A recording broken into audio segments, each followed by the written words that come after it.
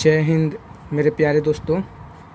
मैं आप लोगों के लिए लेकर आया हूँ साइंस, बेसिक साइंस, जो हमारे 9th क्लास से लेकर के और ये हमारे जहाँ तक कंपटीशन की तैयारी तक काम करता है। इस वीडियो के माध्यम से आप लोगों को बताने की कोशिश करता हूँ। देखिए, पहले हम जानेंगे साइंस, विज्ञान। विज्ञान किसे कहते हैं? विज्ञान किसे कहते हैं? तो आप लोगों को बता दूं कि किसी भी विषय के, किसी विषय के क्रमबद्ध ज्ञान को विज्ञान कहते हैं। किसी विषय के क्रमबद्ध ज्ञान को विज्ञान कहते हैं। विज्ञान का मतलब समझिए आप क्या होता है। जैसे हम लिख दिए विज्ञान, बी का मतलब होता है विशेष। बी का मतलब हो गया आपका विशेष, और ज्ञान का मतलब हो गया आपका नॉलेज। हमारा नॉलेज होता है वही ज्ञान। तो साइंस, जिसको हम इंग्लिश में साइंस कहते हैं, SCIENC, साइंस। साइंस की उत्पत्ति ग्रीक भाषा के साइंसिया शब्द से हुई है, जिसका अर्थ होता है जानना।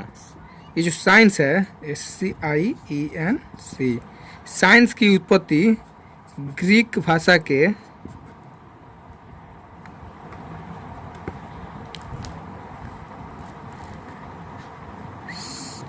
ग्रीक भाषा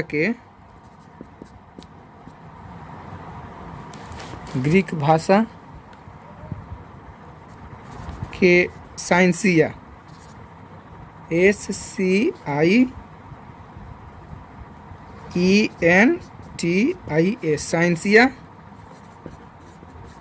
शब्द से हुई है, जिसका मतलब होता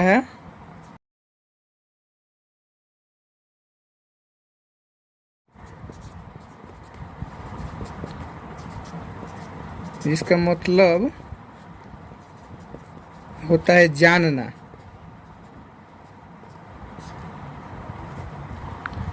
देखिए, साइंस की इस डिफिनेशन में एक हमारा बात आया था, एक शब्द आया था, ये क्रमबद्ध।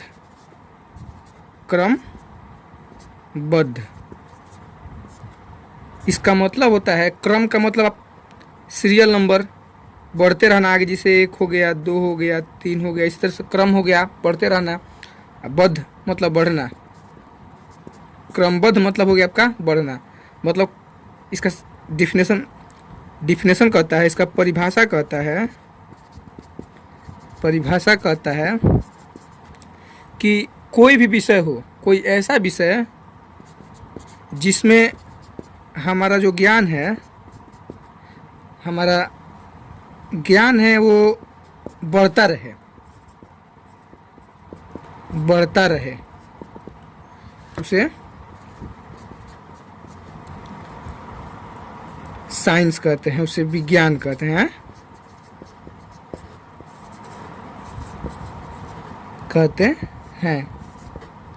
जैसे मान लीजिए कि, अब सपोजिट मानिए कि सबसे पहले हम लोगों के पास क्या था, एक कीपैड का फ़ोन था।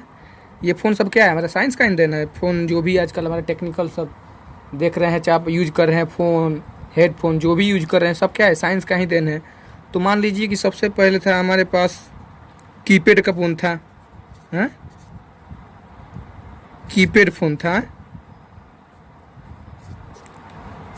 उसके बाद से थोड़ा हमारा ज्ञान बढ़ा, उसके बाद से ये टच फ़ोन आ गया, उसके बाद से ये 2G 3G करके जैसे जैसे हमारा ज्ञान बढ़ता गया उससे उससे हमारा मतलब ये बढ़ता गया। आज इतना हमारा टेक्नोलॉजी बढ़ गया है कि ये अपनी साइंस की मदद से हम रोबोट भी बना रहे हैं जो इंसानों के जैसा काम करता है।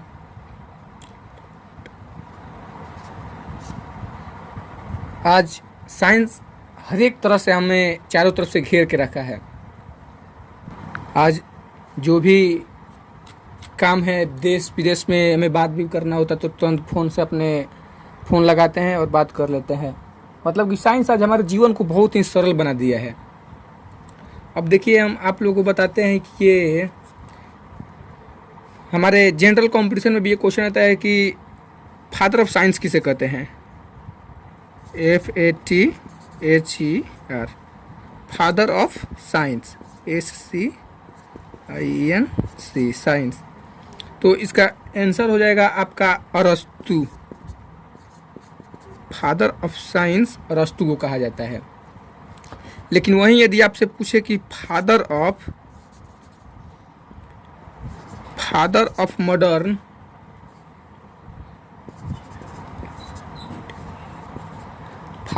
Father of modern science modern,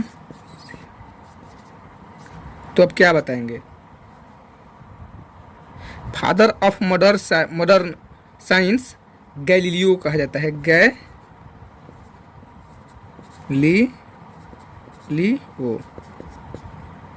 father of modern science Galileo को कहा जाता है। साइंस का मुख्य रूप से 3 गो हिस्सा है। साइंस 3 प्रकार का होता है। हमने साइंस को 3 हिस्सों में बांटा है। हमारा जो 1 नंबर पे आ गया आपका केमिस्ट्री CHEMISTRY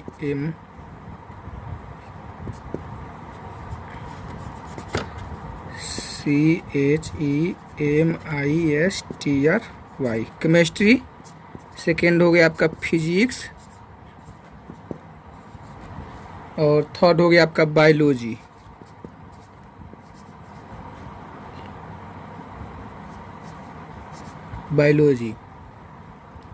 इसका मतलब होता है आपका रसायन विज्ञान,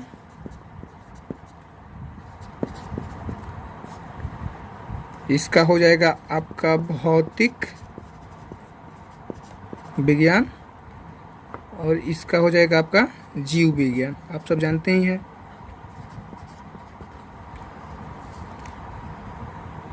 अब यदि हम बोले फादर ऑफ केमिस्ट्री तो लेवोसियर को कहा जाता है। फादर ऑफ केमिस्ट्री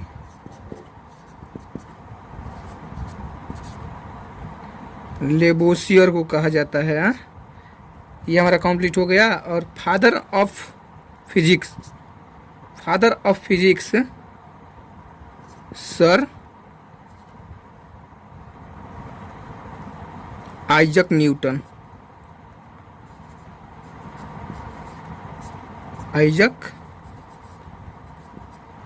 को कहा जाता है। यदि हम आप लोगों से पूछे कि फादर ऑफ बायोलॉजी तो इसे अरस्तु कहा जाता है।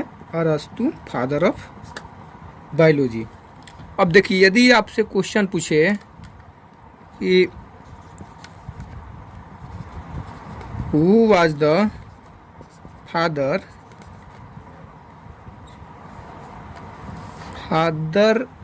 Of modern physics,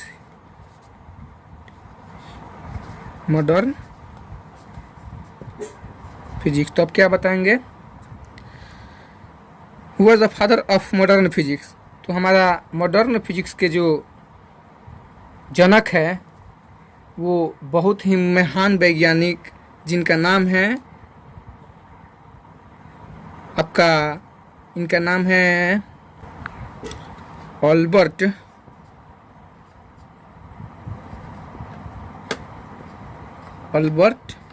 Einstein.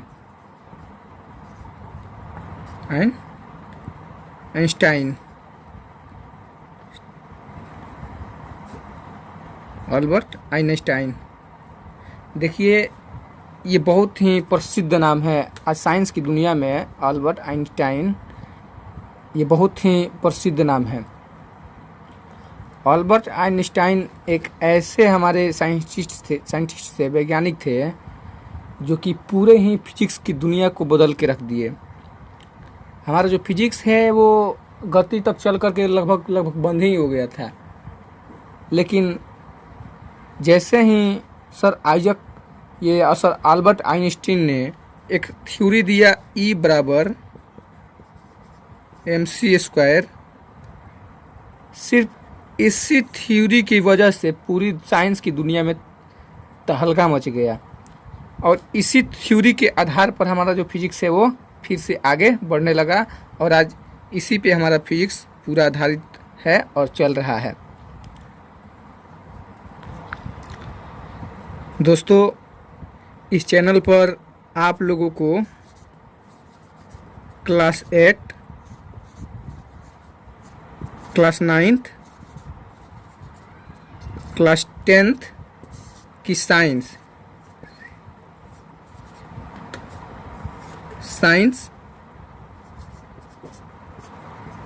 पूरी